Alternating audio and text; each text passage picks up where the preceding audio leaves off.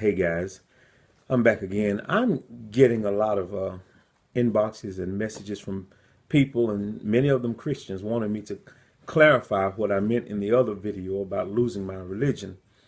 And the best way that I can explain it is this. And by the way, I'm glad that Christians are trying to get more information about these things. But the best way I can explain it is this. Whenever people come to Christ and you bring them to Christ without an understanding that they have a requirement to submit themselves to God's will, God's law, and God's ways, you ultimately wind up with people who accept what God has for them on the one hand, but do not accept responsibility for giving God what he requires from them on the other hand. And so they think that they can continue to do everything that they've always done and just fuse it together with their new life in Christ. And so they bring all of their carnality and all the stuff from their old life into their new life.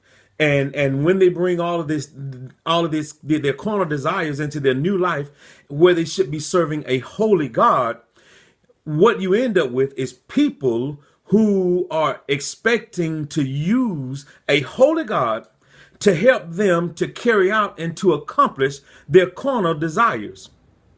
And that was never God's will. That was never God's will. And so when you come to Christ without understanding that God has a law that does not change, and God does not lean into you. He does not lean into your will, but you must lean toward him. You must lean toward his will. When you don't understand that God does not move, then what happens is you go along your Christian life, the new life that you're living, and you're quite comfortable with God being in your life until you get to a place where God's laws or God's rules require something that make you uncomfortable.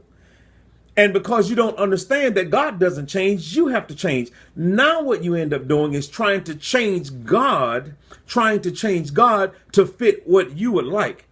The Bible said that the day would come when men would be lovers of themselves, and ultimately what that means is, and they would heap unto themselves teachers that would tell them what they wanted to hear. Ultimately what that means is that people would come to a place where nothing they learn about God, nothing about his will, nothing that you can teach them, nothing that you can preach to them will have a greater impact on them and their conduct than their own will and their own desires. And so since it's at the top, it's what they want to do, it's the standard, then what they do is try and bring everything else into compliance with what they want to do. It's like being an idol God to your own self. And to the Christians who think that it's appropriate for us to try and change God, I got to ask you this as a Christian. Do you know how much nerve it has to take to find yourself in violation of God's laws and then look at God and say, God, you need to change? Do you know how much guts, galls, and audacity that it takes to find yourself in violation of God's laws, and instead of understanding that God's law is the standard that you must meet, you'll look God or the preacher or the teacher in the face and tell him he needs to change? And anytime somebody tells you need to change, you label them as a bigot. You label them as being overbearing. Well, if you want God to be out of your business and out of your life and out of your affairs and to let you have it your way, the next time you pray, Christian, just pray knowing that you've already asked God out of your affairs. You've already asked God to step aside because he's irrelevant right here, because this is what I want to do.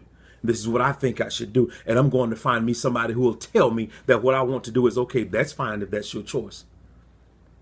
But when you need a blessing, when you need something from God, when you really need something from God, don't go to God. Go to the person who told you that everything you want to do is find children of God, let's get back to righteousness. It's what God expects, and there's wholesomeness and there's happiness in it. If we will do it, it's a trick of the enemy to try and trick you that God's laws are a burden. Submit yourself to the will of God today. If anybody has to change, it's going to have to be us. The will of God has not changed and will not change. May God bless you.